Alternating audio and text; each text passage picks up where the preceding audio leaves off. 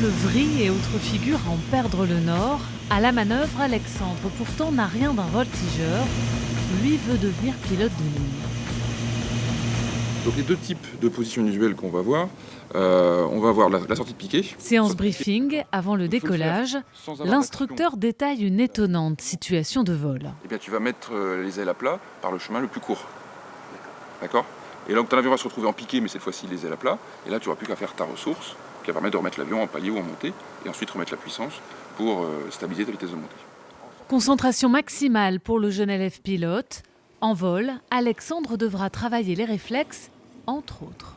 Il n'y a pas que les réflexes, c'est aussi le mental.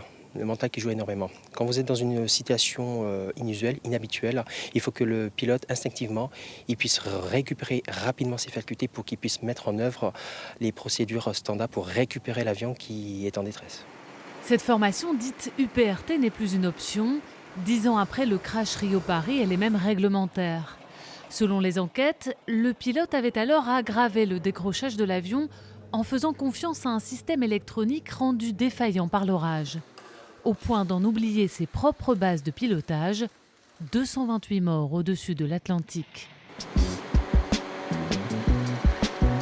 L'UPRT a donc pour but d'aguerrir les nouveaux pilotes, prévenir au maximum la panique face aux événements.